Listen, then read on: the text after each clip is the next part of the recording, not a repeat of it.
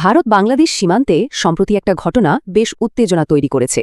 উৎসবের মরশুম আর তার মধ্যেই নিরাপত্তা বাহিনীর বিশেষ অভিযানে আটক হলেন ২১ জন। ঠিক কি ঘটেছিল সেদিন ত্রিপুরায়, চলুন এই বিশ্লেষণে আমরা সেই ঘটনার গভীরে যাই। হ্যাঁ, এই ২১ জন এনারাই হলেন সেই ব্যক্তি যাদেরকে ভারতের বর্ডার সিকিউরিটি ফোর্স মানে বিএসএফ ত্রিপুরাতে অবৈধভাবে ঢোকার অভিযোগে আটক করেছে। আর এই একটা ঘটনাই আমাদের আজকের আলোচনার মূল বিষয়। তো চলুন প্রথমে একটু দেখে নেওয়া যাক ঘটনাটা ঠিক কী ঘটেছিল, কারা আটক হলো আর কোত্থেকেই বা হলো। মজার ব্যাপার হলো, এই যে ২১ জনের কথা আমরা বলছি, তারা কিন্তু সবাই একসাথে ছিলেন না, মানে একই দলের লোক নন। তাদের দুটো আলাদা আলাদা গ্রুপে ভিন্ন ভিন্ন জায়গা থেকে আটক করা হয়েছিল, যা পুরো বিষয়টাকে আরও জটিল করে তুলেছে। এই টেবিলটা দেখলে ব্যাপারটা আরও পরিষ্কার হবে। দেখুন, দুটো আলাদা গ্রুপ।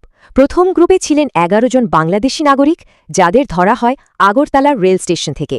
আর দ্বিতীয় গ্রুপে ১০ জন রোহিঙ্গা অভিবাসী, যাদের উত্তর ত্রিপুরার একটা অন্য জায়গা থেকে আটক করা হয়।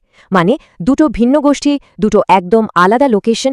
এই ব্যাপারটা কিন্তু নিরাপত্তা বাহিনীর জন্য বেশ ভাবনার। কিন্তু একটা প্রশ্ন তো আসেই, তাই না? হঠাৎ করে ঠিক এই সময়েই কেন এত বড় একটা অভিযান? এর পেছনে বিশেষ কোনো কারণ ছিল কি?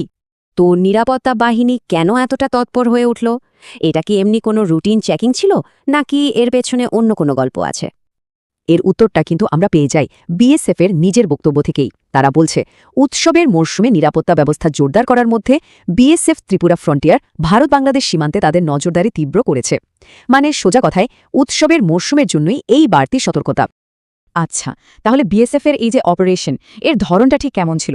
এটা কি হঠাৎ করে নেওয়া কোনো অ্যাকশন? না, একদমই না। বিএসএফ এটাকে বলছে একটা সমন্বিত অভিযান, বা ইংরেজিতে যাকে বলে কোঅর্ডিনেটেড অপারেশন। এর মানে কি? এর মানে হলো এটা কোনো একটা জায়গার বিচ্ছিন্ন ঘটনা নয়, বরং একই দিনে বিভিন্ন জায়গায় খুব প্ল্যান করে এই নিরাপত্তা অভিযানটা চালানো হয়েছিল। তাহলে চলুন পুরো বিষয়টা একবার এক ঝলকে দেখে নিই। ত্রিপুরায় মোট ২১ জন আটক, তাদের মধ্যে ১১ জন বাংলাদেশি আর ১০ জন রোহিঙ্গা। আর এই সবটাই ঘটেছে উৎসবের মরশুমের সময়, যখন সীমান্তে নজরদারি ছিল একদম তুঙ্গে। সবশেষে একটা প্রশ্ন কিন্তু থেকেই যায়।